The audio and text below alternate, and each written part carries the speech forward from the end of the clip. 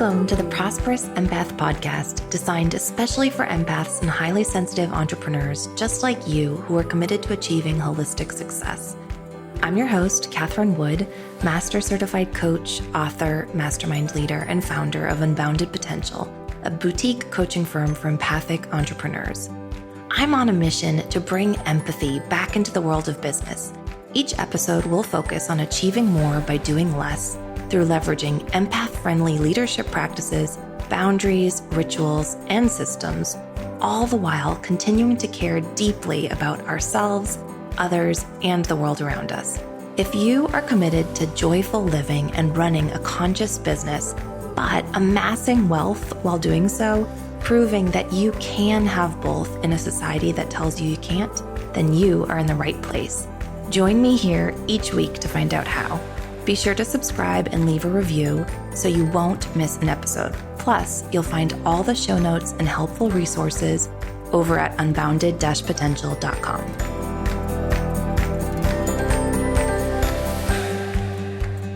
Hello. Welcome back to the Prosperous Empath. Kat here. Today is a beautiful morning in coastal New England.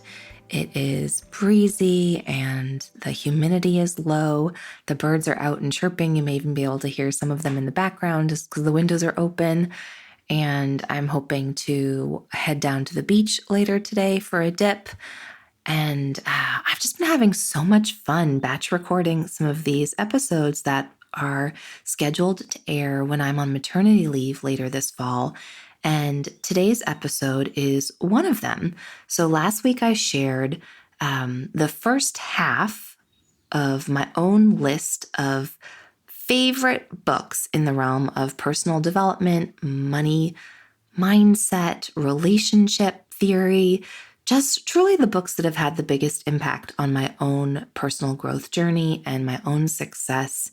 And these are books that I frequently reference on calls with clients, often send to clients, colleagues, family, friends alike. I think I've probably had a love affair with books and literature for most of my life, because even when I was a closeted introvert living in a extroverted world as a little girl and growing up in my parents' bed and breakfast, I always found comfort and solace in books. I always found and saw myself, and books have been such a huge part of my own growth journey since becoming a coach back in 2014. And, I talk about this a lot, but as coaches who are truly committed to our own craft, we can only go and grow with clients to the degree that we are willing to go and grow with ourselves first. Because if I haven't had an insight or a breakthrough in my own personal journey in an area, then I will never see or be able to reflect that same gap in a client. So these are some of the top books that have helped me unlock new insights, deeper learnings, and deeper levels of growth and self-awareness and spiritual development in the realm of relationship, overcoming resistance, and a lot in the area of money mindset. So again, I shared the first 6 on that list last week, which we'll link to last week's episode in the show notes if you want to jump back to last week's episode. And today I'm going to share the second half of that list. And I wanted to share a little story by way of kicking off this list, because I was visiting a friend, someone really close to me, the other week, and she was just talking about some struggles in her relationship. And my heart was going out to her because I heard her. I heard myself in her story. And I just felt compelled to say, can I recommend you a book? And I was really heartbroken by her response, because she said, I don't want to read a self-help book. Tell my husband to read it.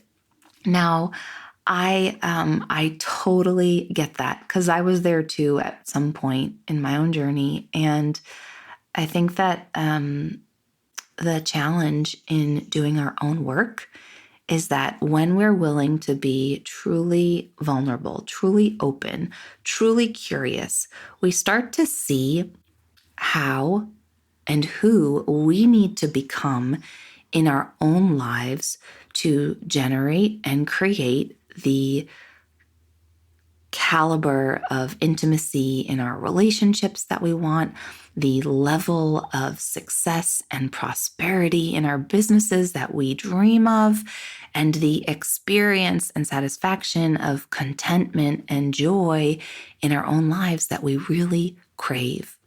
And I truly do believe that it doesn't take another person in order for us to generate a breakthrough. It doesn't require anyone else in our lives to be different in order for us to create a different experience of life. These books that I'm going to share today on the podcast are some of the ones that have made the biggest difference in helping me unlock those deeper levels of insight and clarity to become that version of myself, to attract the quality and caliber of life, relationship, and prosperity that I've been looking for. With that, let's jump in. First book on the list, Atomic Habits, an easy and proven way to build good habits and break bad ones. Now, I've talked about this book on the podcast before.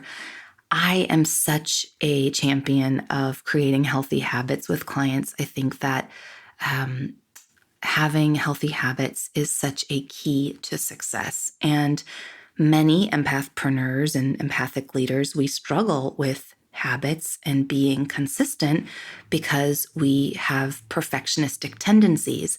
And when we relate to our habits as something to perform at or do perfectly or get 100% at, and when it becomes this zero-sum game where it's all or nothing, it is such a setup for disappointment and ongoing failure and fits and bursts and starts and stops.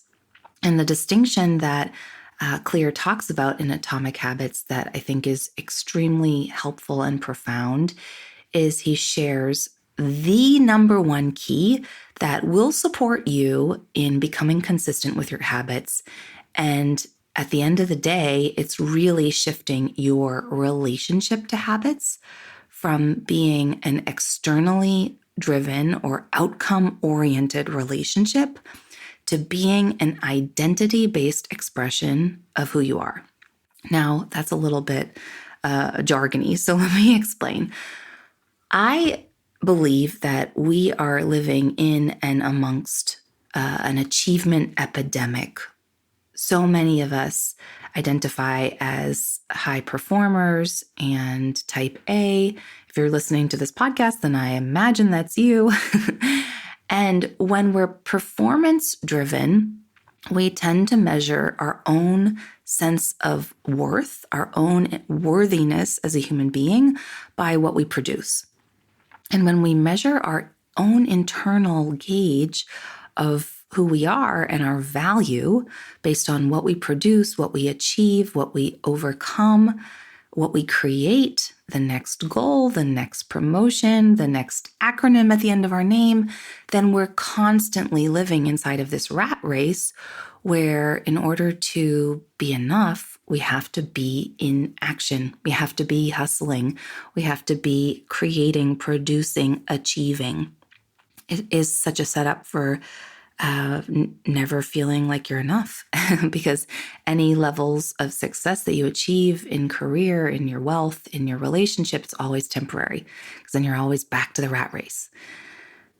Now, when you can shift that orientation towards your habits from being one that you have to do perfectly, score 100 at, do every single day, to becoming an expression of who you are, of how you take care of yourself, of how you honor yourself, of how you care for yourself, we can truly unlock and disentangle ourselves from that outcome-driven orientation to being an identity-based expression of who we are, our relationship with ourselves, and how we tend to and nurture ourselves.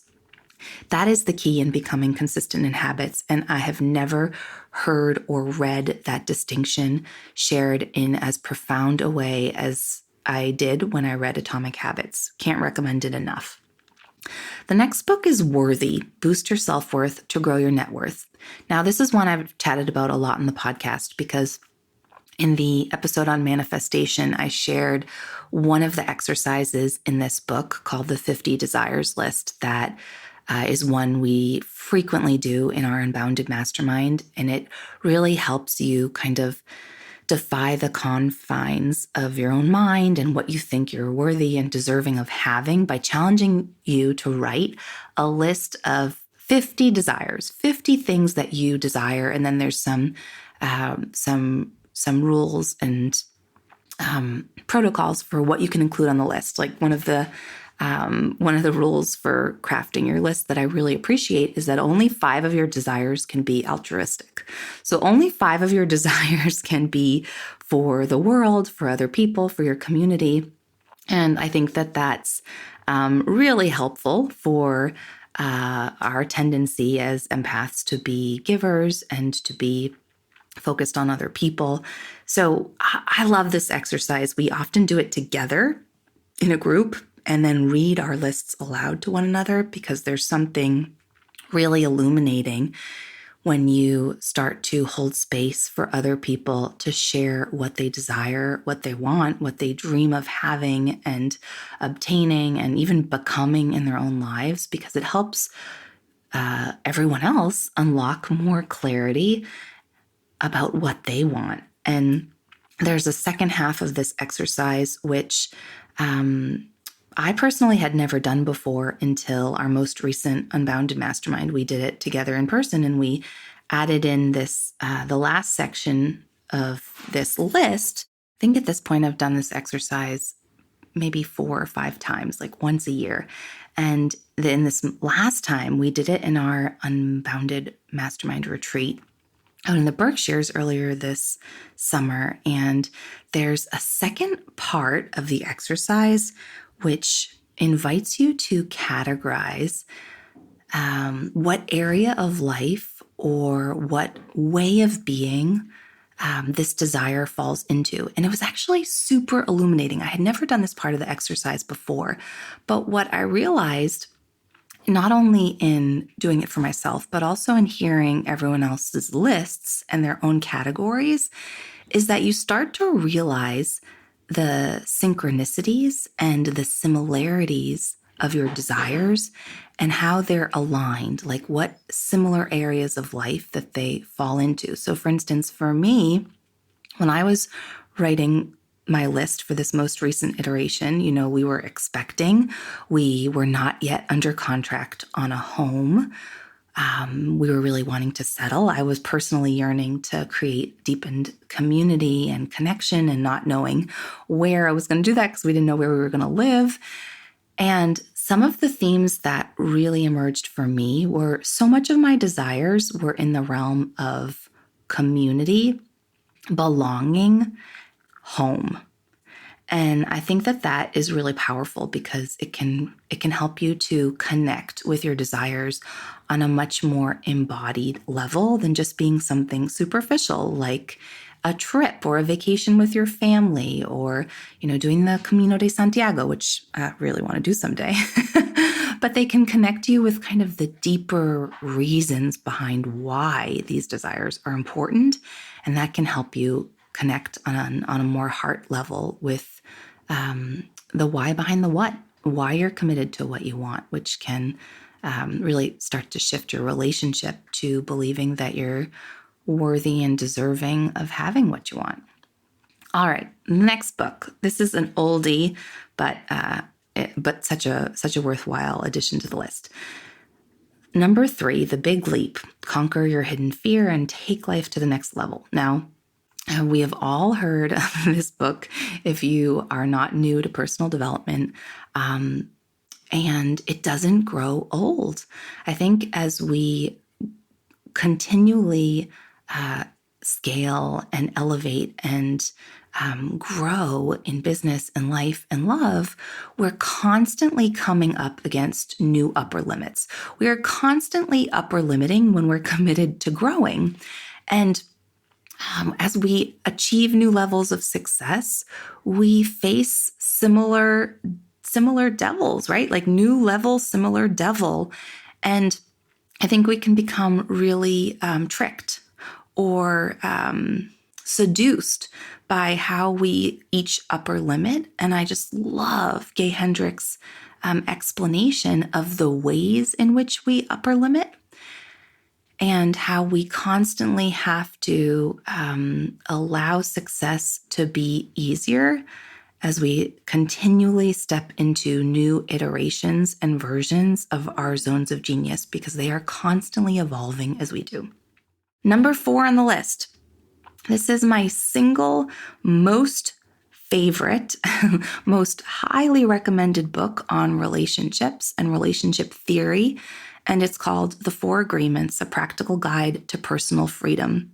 Now, I think this book is particularly supportive for empathic entrepreneurs and leaders because we tend to invest so deeply in our relationship because we care so deeply about the people in our lives that we often can lose ourselves inside of our relationships. Now, I would say the agreement that I quote the most on client calls and have had just breakthrough after breakthrough in my own life is the second agreement, which says to stop taking others personally, that everything others say and do is a reflection of their own world and their own experience. And when we release ourselves from taking other people personally, we create deepened levels of authenticity and connection and intimacy in our relationships. Now, I'll also say that one of the practices that has really helped both myself and clients over the years in stopping from taking others personally is to start and begin checking our assumptions with other people, because we live in a world, particularly as empathpreneurs, where we are constantly making up shit about other people. We are constantly making assumptions about what other people think, what other people are feeling, what we did wrong, how things are our fault. And when we can start to put those thoughts on a loudspeaker, stop assuming, stop trying to control our relationships, but begin to lean into deeper levels of authenticity and transparency with the people that we care about most, we create deepened levels of trust, rapport, connection, authenticity, and intimacy in our relationship. All right, the next book on the list, Drop the Ball, Achieving More by Doing Less, by Tiffany Dufu. Oh, love this book. So if you struggle in your relationship in the realm of emotional labor, or believing that, or maybe very reasonably doing more than your partner does, or thinking that you just carry more of the weight, carry more of the responsibilities in your household than your partner, then this book is for you. This book has some really great practices and really tangible exercises to help you partner better with your significant other and learn how to drop the ball and carry less of the emotional burden of what your household and family requires of you. One of my favorite stories from this book is when the author is talking about her own experience in her marriage, where she was starting to really reinvent and recreate the household responsibilities and who did what in her marriage. And her husband had been offered a position, a remote position somewhere in Africa in his consulting work that required him to move abroad for 6 months. And they had just reinvented their own household responsibilities, and he had been assigned checking the mail. So it was his responsibility to open and sort through all of the mail every day. And Tiffany was talking about this idea that she really struggles, that when her husband said he would do something and didn't do it, she would always pick up the ball and complete or fill in for him on whatever task he didn't do. And the thing about that is that when we enable our partners to not hold up their end of the bargain and to not follow through on the things they said they'd commit to, then there's actually no incentive for them to do so, because there's always the expectation or the knowing that, oh, it's okay, because she'll always pick up the ball. And so when we're trying to partner better and really reinvent that emotional labor in our relationships, we have to be willing to lessen our own standards, allow breakdowns, allow our partners to be faced with the consequences of breaking their own promises and breaking their own word versus us saving them every time. So back to the mail story. So when her husband traveled abroad, she was faced with this idea of, ugh, now the mail's collecting on the kitchen counter. What do I do? The old version of her would have opened the mail and sorted through the mail and paid the bills. And that's not what she was committed to anymore. And so 6 months later, 6 months, she collected the mail, added it to the stash on the kitchen counter. And when her husband returned 6 months later, he really got it that she was not going to save him anymore, that he had dropped his own ball and he had to reinvent his relationship to his word or create new agreements to handle his own breakdowns. And I think that is such an important lesson for all empathic entrepreneurs and leaders to learn, is that if we want our partners, our colleagues, our employees to step up to the plate, we have to relate to them as their word, and we have to stop saving them. Such an important but transformative lesson. Love that book. All right, 2 more. The next book, The Body Keeps the Score, Brain, Mind, and Body in the Healing of Trauma. Now, I'm sure you've heard this saying before that the issue is in the tissue. And I really appreciate this book for all of the research and the data and the medical perspective it brings to how much of our own trauma and healing we hold in our body, and how much our body can unlock clarity and healing and the path forward. And for empathpreneurs, we're so often deep feelers, highly sensory, and stuck in our head. And oftentimes our work, our journey requires us to connect with our own bodies on a deeper level. It's such an access point to connecting with our own intuition. And I think this book does a really wonderful job at explaining why it's so important, why doing the somatic work, why tuning into your body, your body's knowing, your body's internal wisdom is such an access point to not only connecting with your intuition, but also in learning how to trust yourself, your insights, and your intuitive decision-making so much quicker. And last but not least, the last book I want to share with you is one that we have introduced in both of our masterminds over the past 2 years. And it's one I wish that I had read at the very beginning of my journey. I think I'll be connecting with deeper levels of this book and the learning and wisdom from this book for the rest of my life, certainly as I enter motherhood. And I think that this book provides an entirely distinct approach to communicating in business, in love, in family, and life. The book is called Living Nonviolent Communication by Marshall Rosenberg. Now, Rosenberg has written a couple of books. This one is the practical implementation of some of his theory around NVC, nonviolent communication. But I really love what Rosenberg stands for.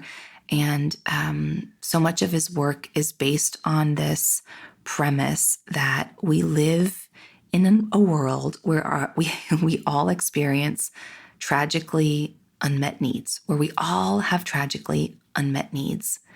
And so often when we are disconnected from our needs, we pick fights, we criticize, we worry, we experience anxiety, we point the finger outside of ourselves, make it about our partners, our family, our friends, when in reality, our discontentment is often a reflection of our own tragically unmet needs and also our tragically disconnected relationship with what we need and what we want.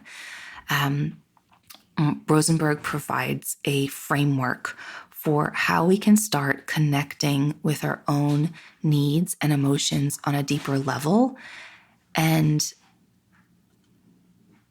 a pathway to deeper intimacy and authenticity in our relationships through connecting with ourselves more honestly and open-heartedly. I can't recommend this book enough. And with that, I have shared with you the 13 books that have made the biggest difference for me over the past decade.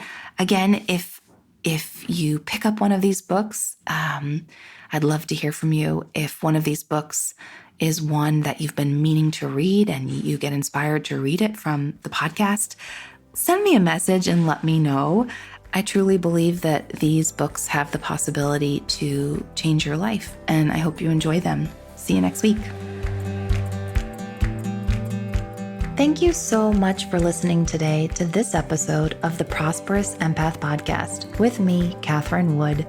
Make sure you subscribe and leave a review so you don't miss an episode, and so more empaths just like you and me can find the show. As a thank you, each month, one lucky reviewer will receive a 60-minute coaching session with a member of our Unbounded Potential team. You can find all the show notes and bonus resources over at unbounded-potential.com. Thank you so much for listening and locking arms with me to bring empathy and prosperity back into the world of business.